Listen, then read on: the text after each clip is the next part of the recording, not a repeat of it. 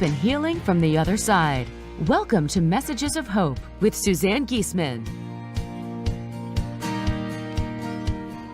Listen, they're all around you, close as a thought or a memory.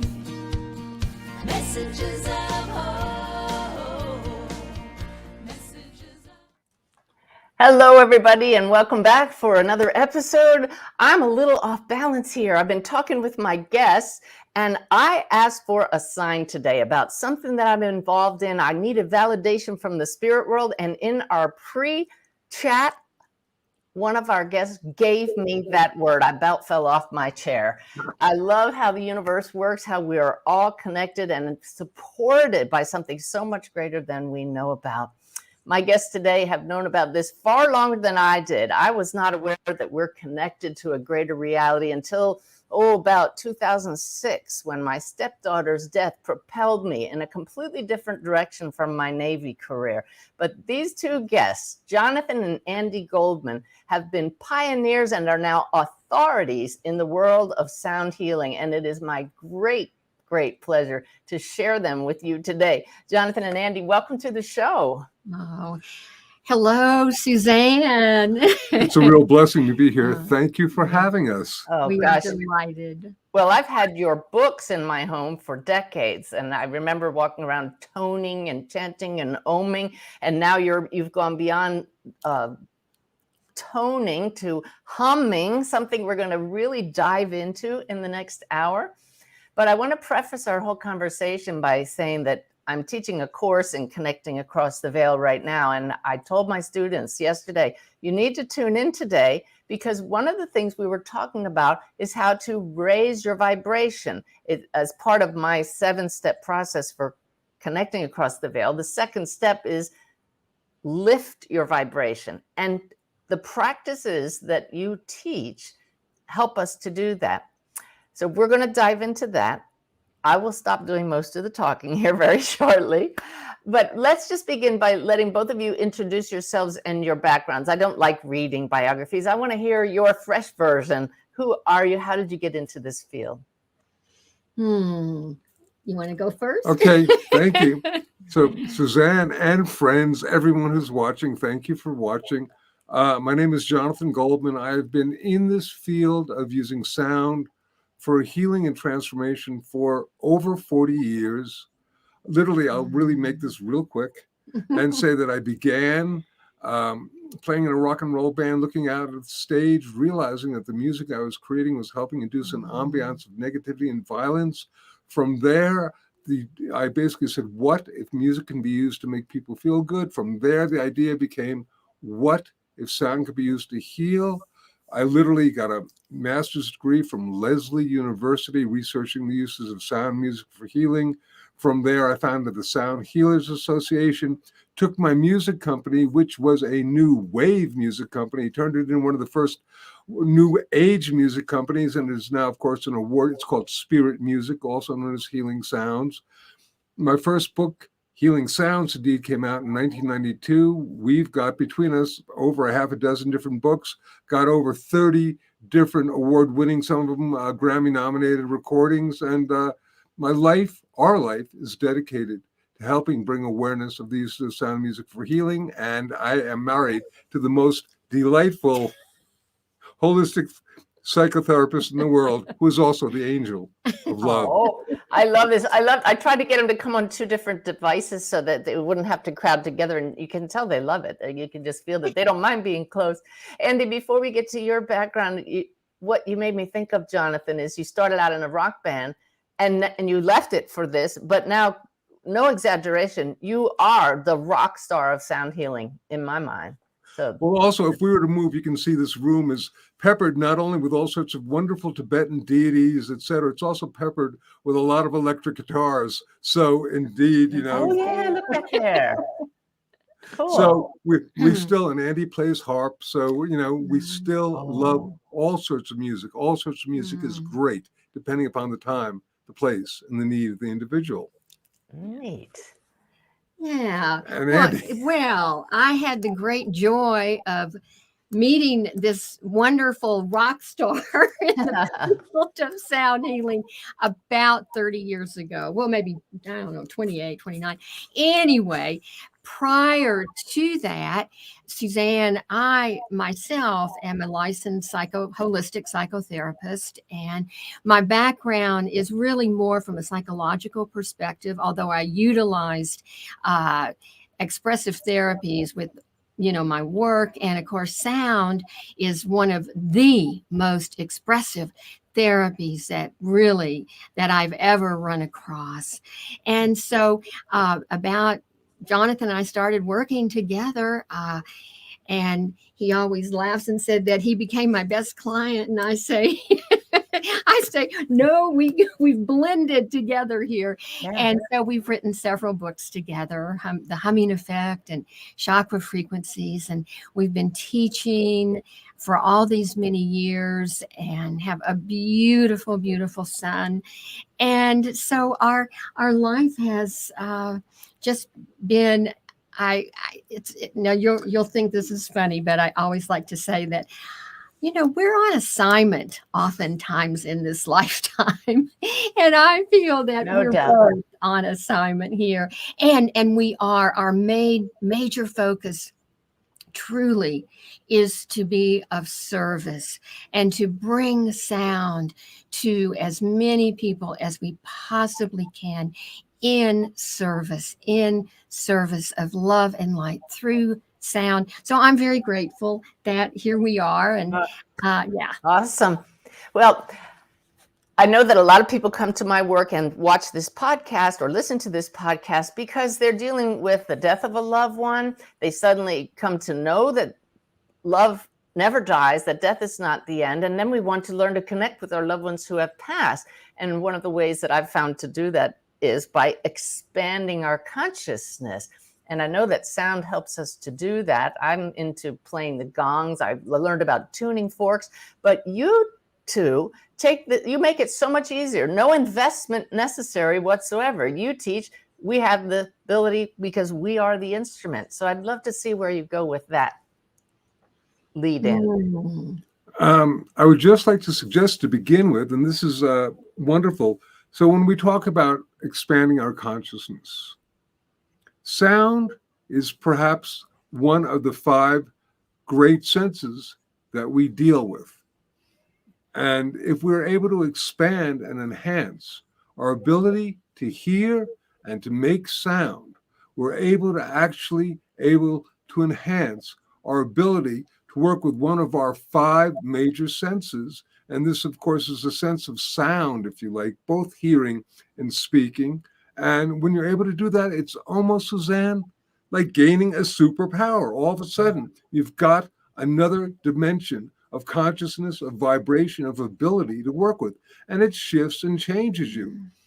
Talking about, and this is coming from wherever, did you know that the original purpose that Thomas Edison gave for the phonograph was to record the voices of those who had passed on? Okay, you got a new one for me there. I did not know that. And it actually is used by a lot of people who are, quote, ghost hunters. I think it's called EVA or something like that, electronic voice activation. But what they would do is that they would take, and he thought that he could, as he was recording the voice, also record beings from the other side.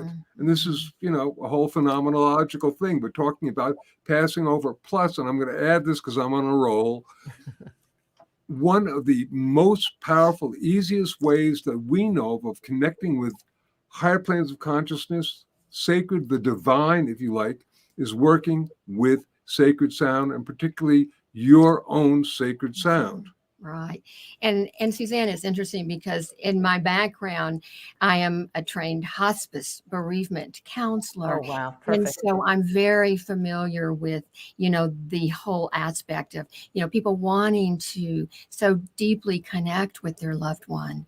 And sound, as Jonathan was just saying, is such a powerful modality and tool that we have within ourselves. And that's the real beauty of it, because we know There is no separation. And when we begin to work with our sound, our own sound, the frequency that we put out through our sound, but also through our intention. Yeah. And I have to just for a moment toot Jonathan's horn a little bit here, because over 40 years ago, he came up with a formula: frequency plus intent equals healing. And that to me is one of the basic tenets of working with sound as a healing modality. And it's so important. It's so important that we need to just say it again and make sure everybody understands it. So frequency of sound plus your intention. The energy that the consciousness, the energy that is encoded upon the sound creates the outcome. If you want healing, you can get healing. If you want to do X, Y, or Z, you can create this. You can manifest it. A sub-corollary that I created at the same time, and they're both from Healing Sounds. It is. It was the 30th anniversary of that, but which was vocalization, making the sound, plus visualization equals meditation. Visualization, which is, if you like, akin to intentionality or whatever aspect of consciousness you want to create. Manifestation of that simply is that when I first came up with that, I thought I was being so clever. And I was being clever in terms of coming up with the formula: frequency plus intent equals healing. But a little bit of an investigation to practically any spiritual, sacred, or magic tradition, find all incorporate that. They most of the time have sacred words, sacred prayers, plus coupled with a visualization or a projection of consciousness onto it. And in fact, I'm jumping ahead a whole lot. But there is a reason. There's no trajectory here. We're just flowing. Not only that, time and space are just limitations of the lower mind. So, there you go. I'm ahead about 45 minutes, but getting back is the fact that there is a reason that the different prayers on our planet are for the most part vocalized. They're whispered, chanted, spoken, and sung. This is because sound amplifies the power of prayer. It's that simple and that important. I'm going to let you think on that for a minute, because sound amplifies the power of prayer. Wow. Yeah. Did I hear you correctly that we each have our own sacred sound? Didn't say that. No. Okay. And think that there are many, many sacred sounds depending upon the time, the place, and the need of the individual. Well, and one of the things that we really talk a lot about is that we are unique vibratory beings. And so, one sound, one vibration, one mantra, one prayer may really resonate with person A and not at all with person B. And so, and then depending on, where you're at in life, you're constantly changing and you're constantly growing and moving. Yeah. And so, the sounds are going to continuously change for you as well. So what you connect with on that spiritual level through your sounds is just whatever's up for the moment. I mean, and of course, we have a lot of different mantras and sounds. I'd like to suggest that, from my perspective, one of the great ingredients in ascension, in evolution, in whatever, is fluidity. Mm-hmm. And by that, I mean being able to shift and change, as opposed to being like the board that is in the windstorm that snaps, being like the shaft of wheat that bends, which allows us to, shall we say, get along in different situations and also evolve in consciousness and shift our frequencies, which is what we're all about. So fluidity, as opposed to I'm locked into 440 or 428 or whatever. He's talking about frequencies, hertz. Yeah. Right. Yeah. So far, this is theory to anybody who's new to it. I know that it goes far beyond theory, but how about sharing a story with us of somebody who has healed from sound, and then we'll dive back into some of the actual techniques. I want to stop for a minute and talk to you for a moment about how sound can heal. Okay. Took Great. my thought away. I was just thinking, wait a minute, we will back up a minute. So just Yeah. so everybody can get this, as a Gestalt consciousness, our physicists and our ancient mystics are in agreement. Everything is in a state of vibration. From the electrons moving around the nucleus of an atom to planets and distant galaxies moving around their sun. They're all in a state of vibration, therefore they're all conceptually resonating with sound. This includes our body. Every organ, every bone, every tissue, every part of our body is in a state of vibration. And when we're healthy, we say we're in sound health. We are indeed like this overall orchestra that is playing the symphony of the self. But what happens? The second violin player loses their sheet music. They begin to play out of tune, out of harmony. Pretty soon, the entire string section is off. Pretty soon, the entire orchestra is off. And this is akin to a part of our body vibrating out of ease, out of harmony, and we say it is diseased.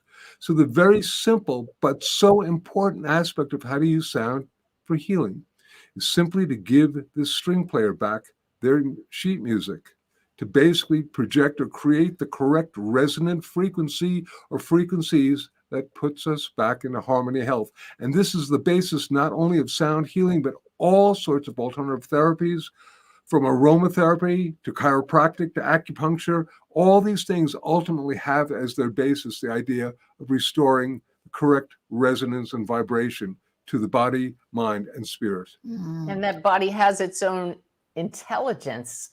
So we can help it with sound. I love this. Yeah. Exactly. And Suzanne, there are really two basic ways that we do experience sound, and that is psychoacoustics and vibroacoustics. And I want to talk about each one of those, because psychoacoustics is when we are actually listening to sound, and sound is going through into our ears, traveling down our auditory pathways up into our brain, and therefore it then affects our nervous system, our heart rate, our respiration. And so when we're listening, we can have all kinds of different healing experiences just by virtue of that one way of working with sound. The other way that I mentioned is vibroacoustics. This is when the sound goes directly into our bodies.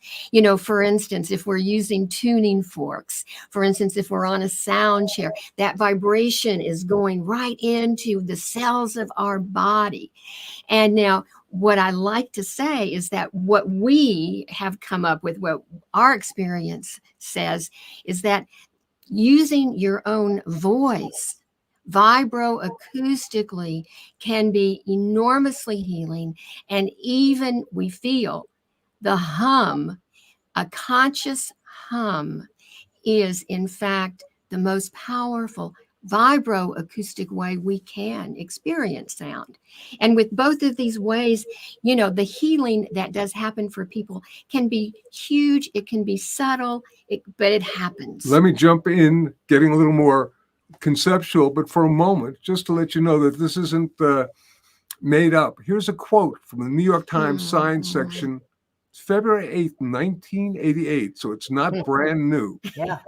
Sound shaped into dazzling tool can make, break, or rearrange molecular structure.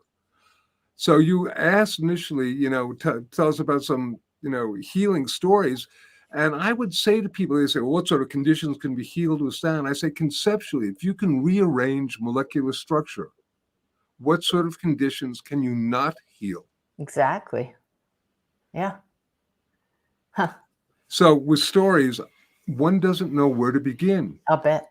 Well, and two, with stories, there are so many different layers. There can be like wildly expansive healings, where people completely, are on death's door, and, the sounds will bring them back. But I look at it more as, just on an everyday level. And if I'm working with a client and they can't come up with, words that they need to utilize to express how they feel, sound bypasses that left brain and goes right into the right brain. And so the frequencies and the sounds that they're making stir things up that then we work with, and healing happens. So I look at healing as just so many multi-layered. and yeah, for sure. Yeah. Well, right now, I would just love for you to just tell us practically, how can we use sound? Either you can get into humming now if you'd like, or toning. But I feel that some people who are tuning in are going to be completely new to this, and they're saying, well, you're talking about sound, but how do I use it? So first of all, wait a second. You go ahead. I'm going to jump on this. First of all, I just want to let's talk about psychoacoustics and listening. When you listen to music that has different types of pulsations, slow music will slow down your heart rate, your respiration, your brain waves. Fast music will speed it up. Neither one is better for you. It depends upon what you are trying to achieve. So if you're trying to relax, oftentimes you want to use soothing, slow music. If you're going to be going out on your aerobics thing, you don't want to be using this as a humorous story. I learned this years ago when I was wearing a Sony Walkman and on a some sort of aerobic device, and I started listening to one of my musical pieces, which are designed for relaxation. My muscles started to relax, and I, fell off the device that I was working on because I couldn't do it. So it depends upon the time and space. First of all, even just listening to music.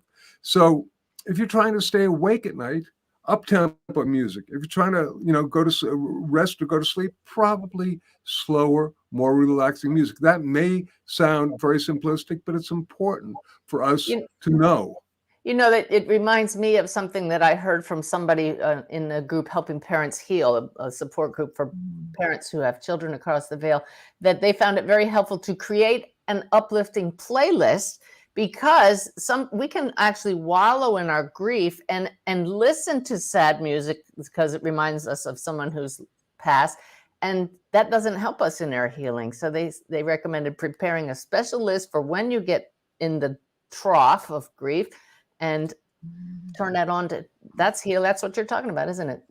Well, yes, and also I'm going to say that I was speaking to one of the great neurophysicists on the planet who works with music. We were actually interviewing him for our radio show, and he said, okay, what's the best takeaway that you can give us? He said, if you're trying to create music for yourself, use what works for you, and don't let somebody else create the list. So exactly what you're saying, and I'm totally into creating uplifting music, and music that uplifts you, and then putting that on. Now, certainly there's something called the ISO principle, which sometimes you're really bummed out. You need to be in the blues state. I love blues guitar, but at the same time, there's nothing like hearing Over the Rainbow, or actually Rhapsody in Blue before American Airlines or United took it over was one of my favorite songs. So, But, I think the important thing is to always trust our inner wisdom and trust our inner voice, because those sounds, those pieces of music that will help you, only you really know. And you may go into that place of, really, the blues or whatever, if you're in a really deep grief. But you also know what makes you lift out of that.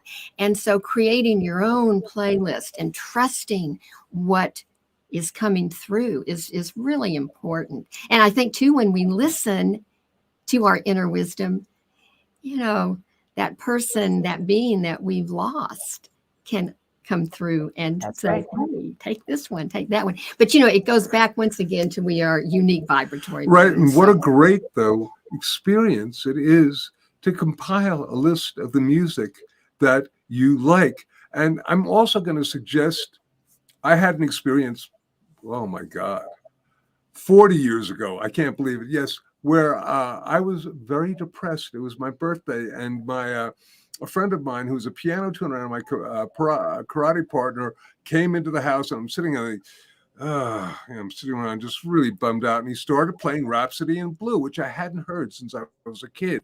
And all of a sudden, I was uplifted. It just released whatever I had. And so I mentioned Rhapsody in Blue for me, which would not have been a song that if you had asked me to do a playlist of things, I couldn't have come up with that. So it's sometimes you may, with all the devices they have, Spotify, Amazon, etc., playing around and making a list, you might find something that you had forgotten about that you loved as a kid that all of a sudden totally changes your emotional and spiritual aspects. Mm-hmm.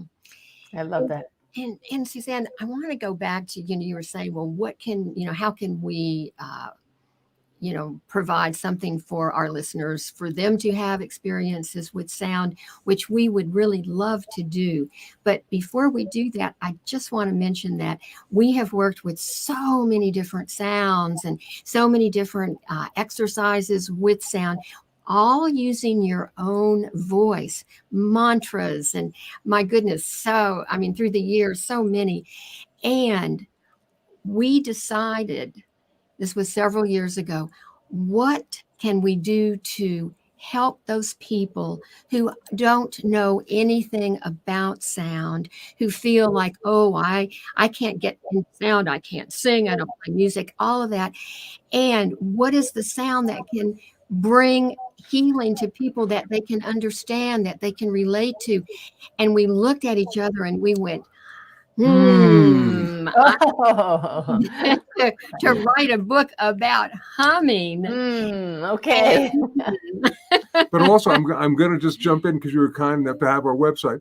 We have all sorts of different sonic tools for transformation, including tuning forks, different musics, books, etc. So these are all great. Humans love toys. Oh yeah, they do. We love toys. So this house is full of, it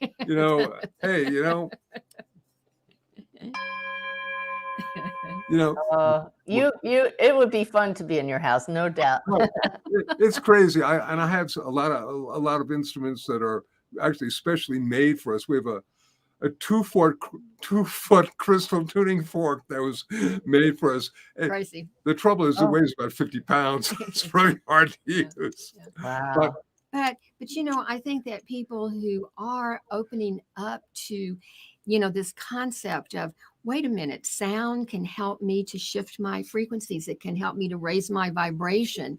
And when you're opening up to that and you begin to understand that, we talk about conscious humming because that is such an effective, very simple sound that all people can make. Yeah. Babies hum, the elderly, everybody hums. So now they're getting into, I'm showing, for those of you who are only listening, you don't see, I'm showing their book, The Humming Effect, Sound Healing for Health and Happiness.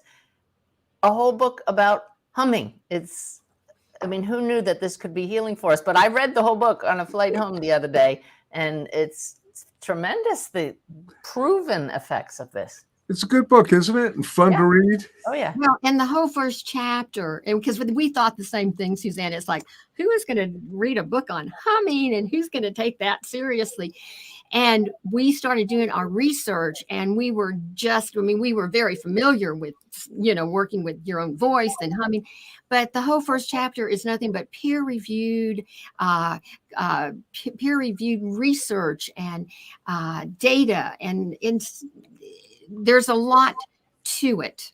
Well, why don't you just quickly tell us some of the scientifically proven effects of humming? Well, on a physiological level, we know that when we are humming, our blood pressure is lowered, our heart rate is lowered.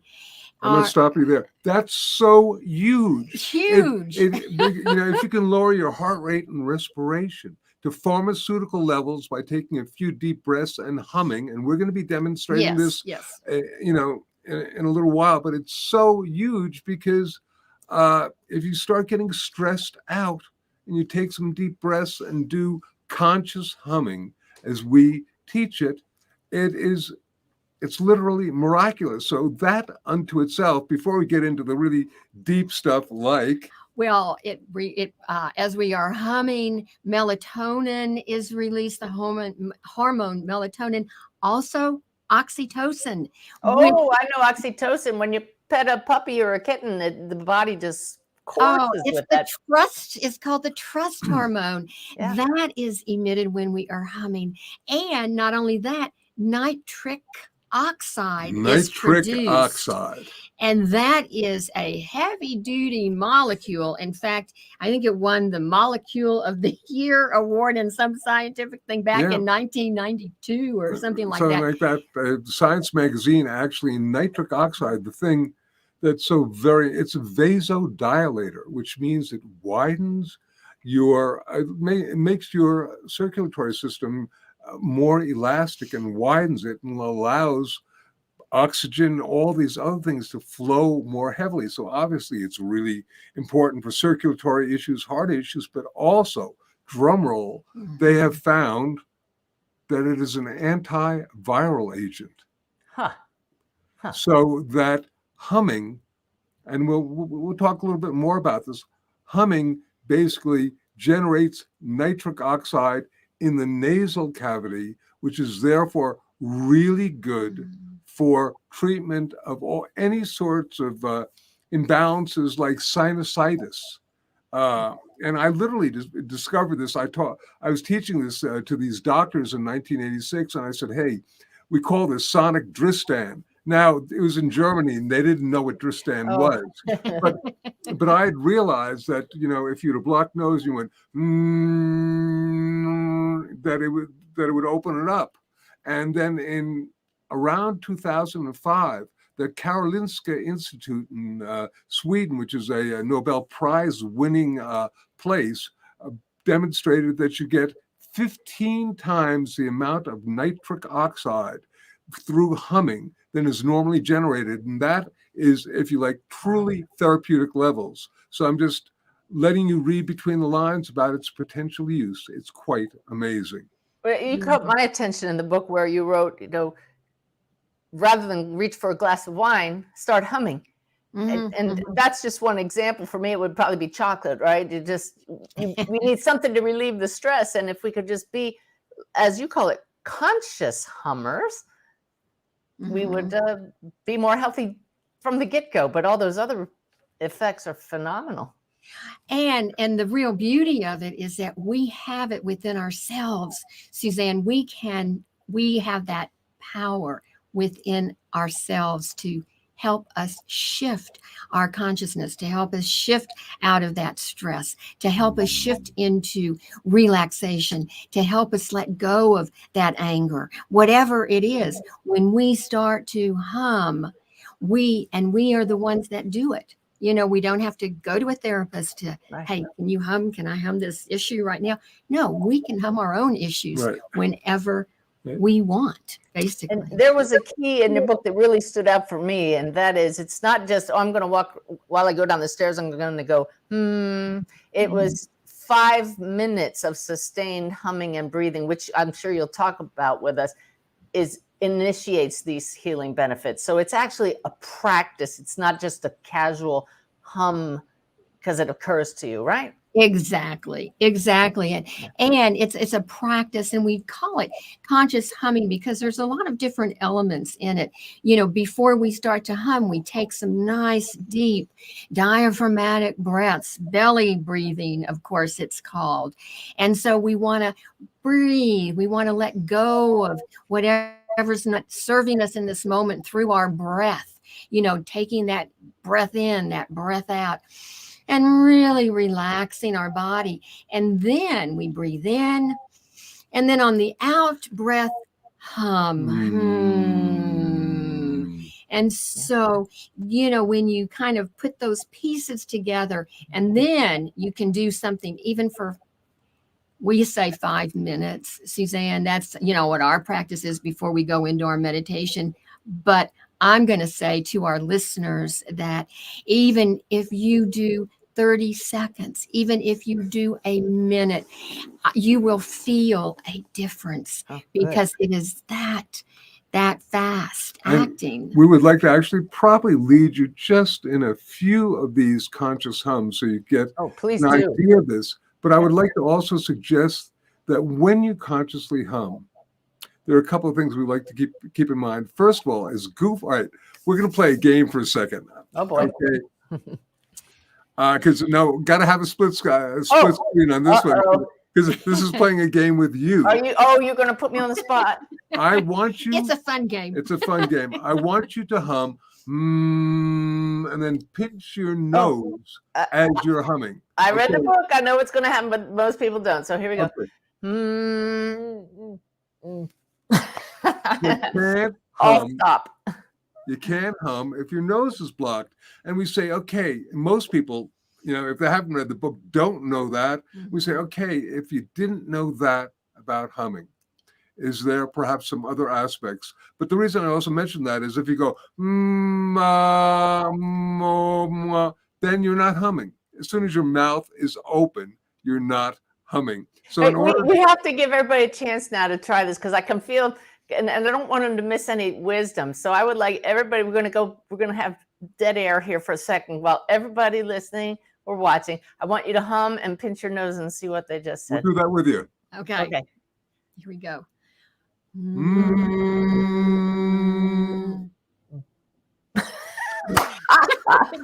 Anybody tuning in right now would wonder, what are we doing? Human kazoos.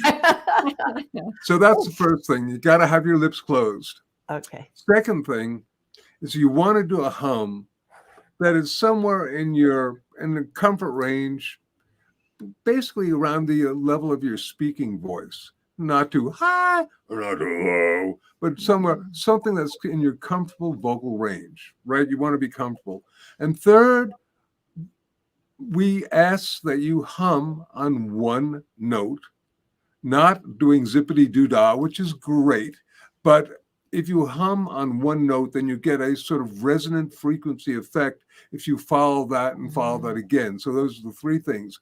Be comfortable, make sure your lips are closed, and then there's a fourth thing. Okay, what's that?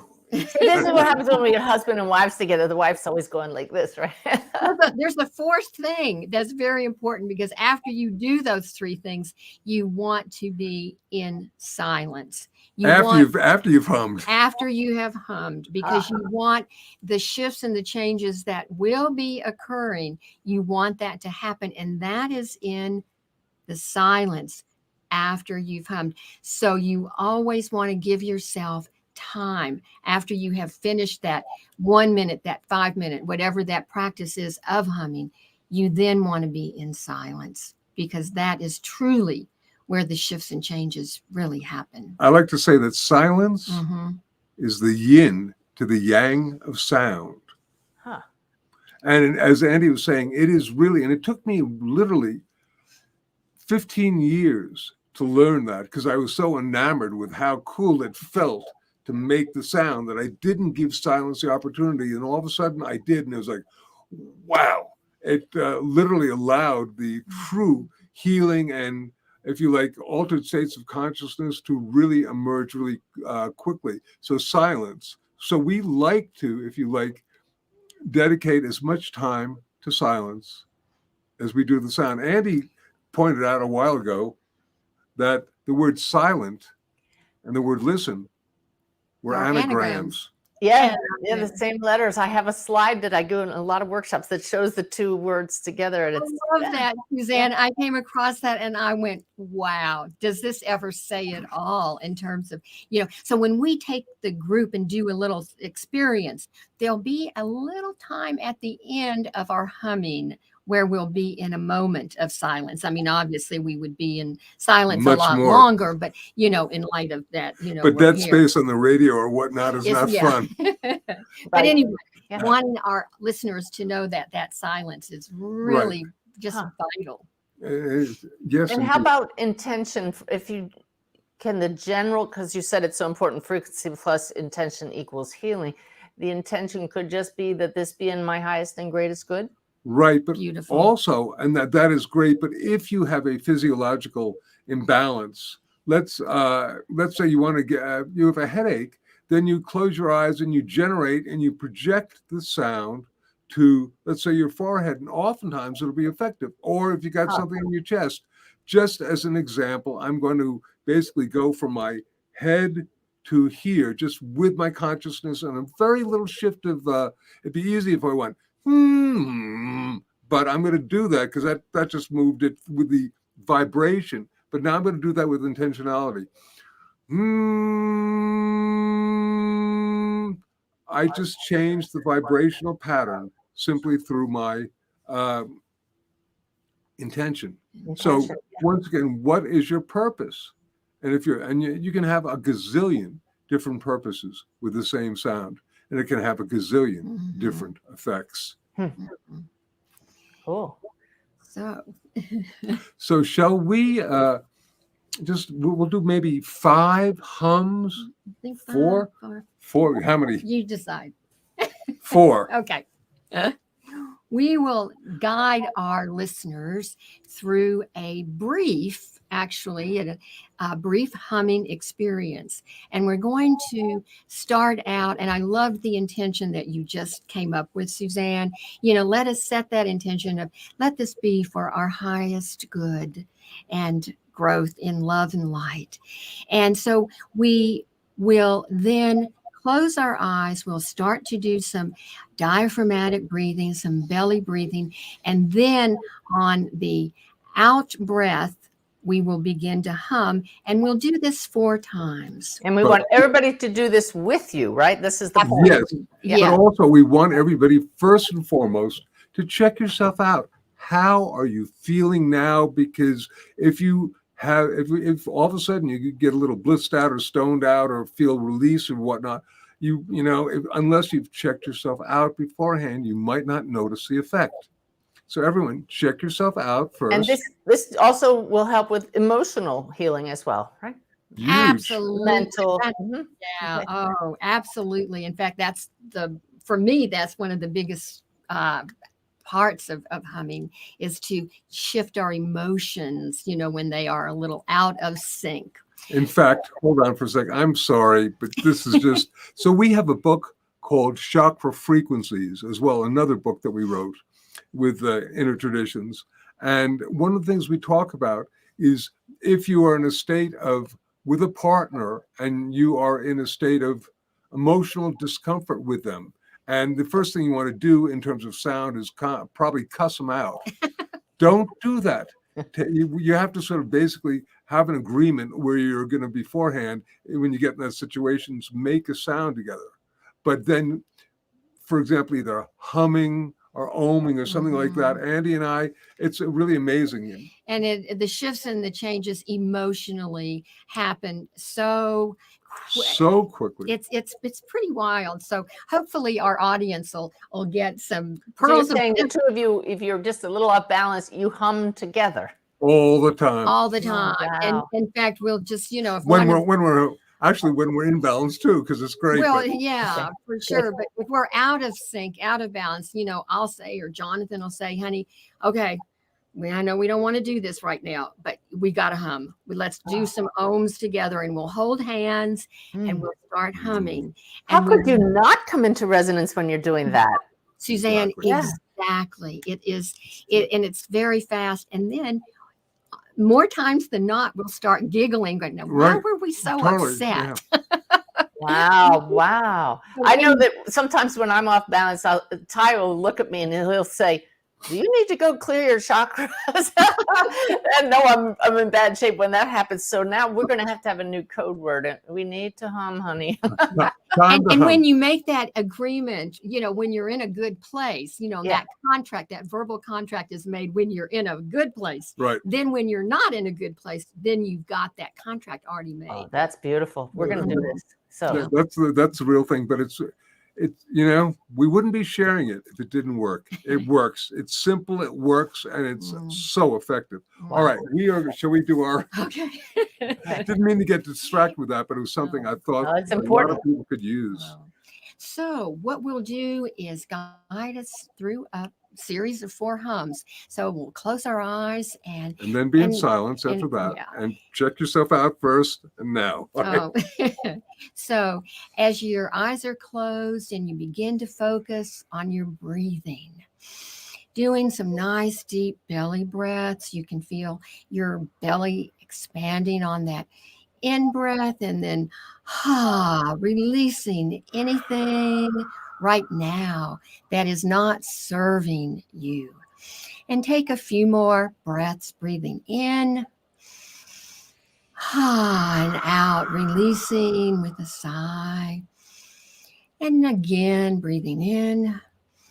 And this time, when we release instead of with a sigh, we're going to release that out breath with a hum. So here's our first one. Breathing in and humming now.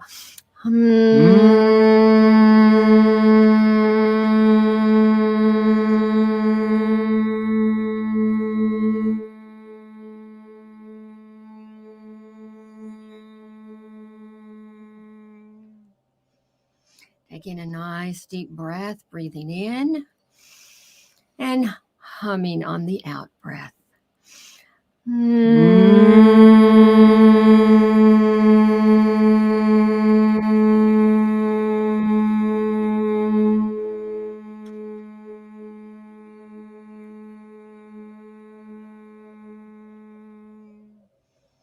Breathing in.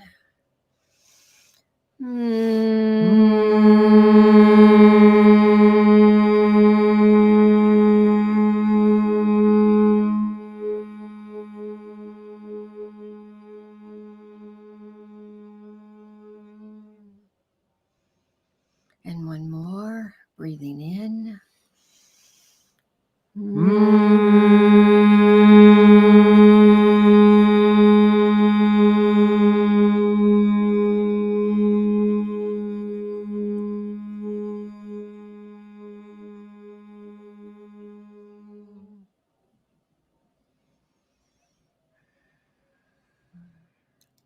Now we'll be in silence for just a few moments. Just check yourself out and be in silence. Wow.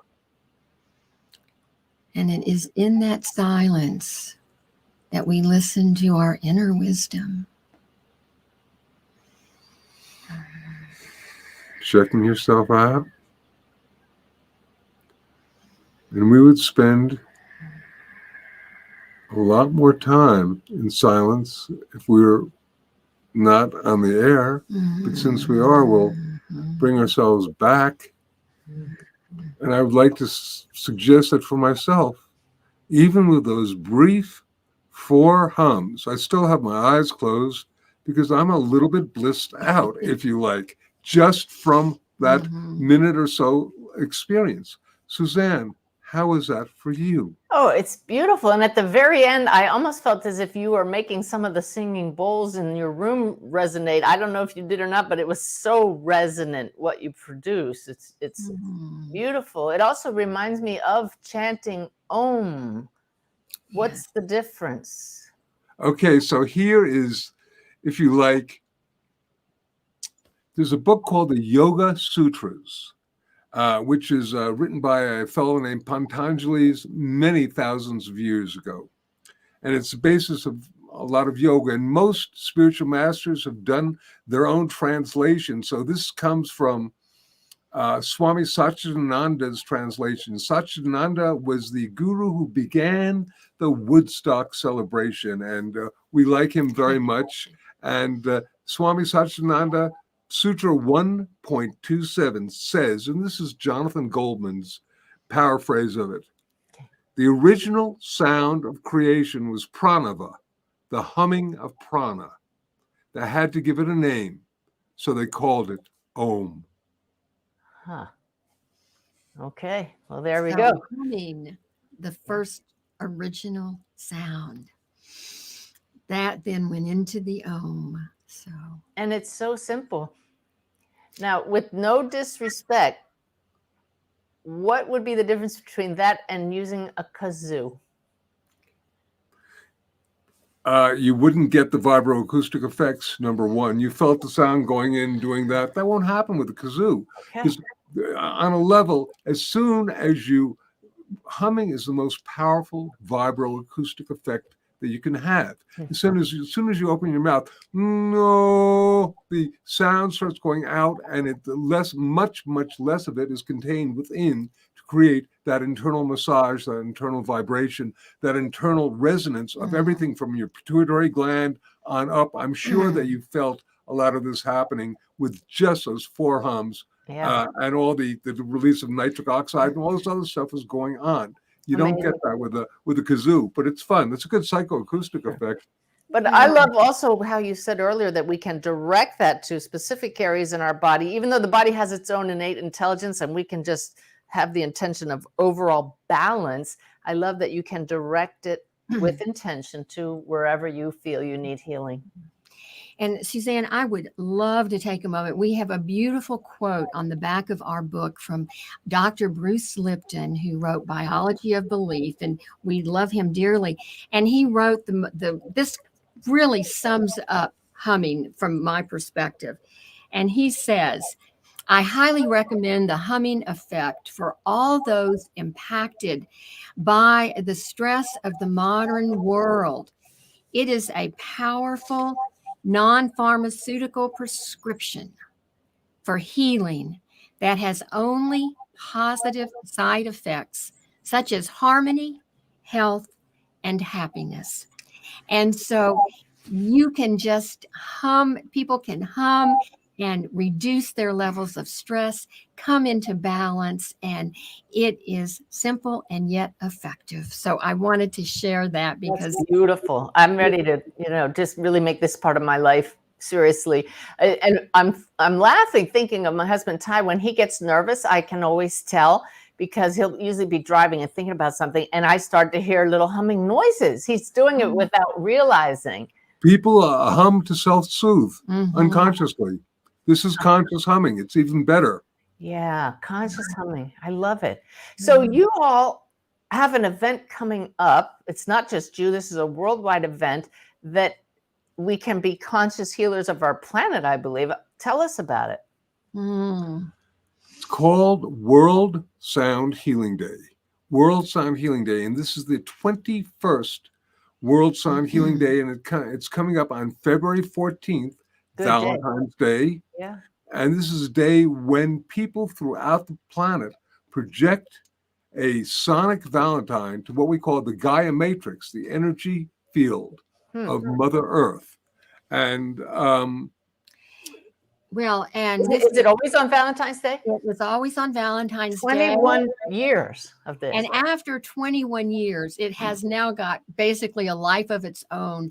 And there are people throughout the planet who are either deciding to facilitate a group where they'll invite their community to share, or they will participate in a group. And they can go online to worldsoundhealingday.org. And last year we had over 200 different events happening, dozens of different countries, and basically everything. It started out with literally that everybody would hum together or make an ah or an om at noontime, I love it. New York time, which is wonderful, and I love that idea. But we decided to just open it up to all different sounds. We have crystal bowls, tuning forks. We have Tibetan monks. We have people doing kirtans. We got poems, poetry, jazz musicians, guided meditations, you name it. It'll be happening. But the only thing we asked is that the sound, whatever the sound, it be intentionally created with the element of compassion and gratitude, thankfulness, love. And when you do that, the sound, literally, there's a phenomenon called heart-brain coherence, where the heart and the brain are in resonance together. And basically, the key element to that is being in a state of gratitude, doing some nice deep breathing. Once you do that, then you can hum, you can om, you can do a bowl, you can do a poem, whatever. Your electromagnetic field is anywhere from 50 to 500, or some even speculate 5,000 times greater, which is why at the beginning I said I'm jumping ahead 45 minutes. This is where I say, and this is the reason why the prayers on our planet, vocalized, whispered, chanted, spoken, or sung, is because the sound amplifies the power of the prayer. And once again, what we were saying too at the very beginning is that there is no separation, and we are understanding that even more with the scientific evidence that has been presented through research. Yeah. And From so the Global Consciousness yeah. Project and all sorts of other Yeah. things. So on World Sound Healing Day, this vibration, this frequency of love and harmony and healing and compassion that is being generated, it is permeating our planet. And Wow. we like to call it global harmonization. Global harmonization. And it's free. Oh, right. We got we don't collect mailing lists. It's been totally an altruistic phenomena, and it's all inclusive. Anybody can either participate and present co-create through presenting a sound thing, or else they can just go on. Most of the time, a lot of people go there and they look and they see all the incredible hundreds of different events that will be there by even before February 14th. We've got about 40 or 50 up right now, and there's probably it's almost a month away or whatnot. So the phenomena is, and the idea, that you can be a sonic co-creator, be a sonic activist, and help create a vibrational shift in our planet. Lord knows, Suzanne, I know you'll agree that we need as much conscious activation on a planetary level as we can manifest. Well, you two are doing a great job of giving us tools to do that, and I love it. You can tell that you are so service oriented. It's a beautiful thing. Thank you. Well, as we come to the end of the program, what have you not had a chance to share with us? What do we need to know? Well, we like to end by saying just a little thing. We heal the planet. We heal ourselves. We heal ourselves. And we heal the planet. It really is a feedback loop. So. We have a choice, and we can make a difference. Oh, beautiful. Wow. Well, aren't they great, guys? I hope you will all check them out. Check out the websites, take part in the World Sound Healing Day, and just keep on humming, right? Keep on humming. Oh, Suzanne, this has just been a joy for us to share. Check out some of my music on Amazon, Spotify, iTunes. It's award-winning. It's really good. So, here's somebody who's spent their lifetime perfecting, music for healing and whatnot, who's now teaching the hum. What can you say? That's outstanding. Well, thank you both. It's been a real joy sharing with you. And everybody else, just go out and make this an outstanding week. We love you all. Bye-bye.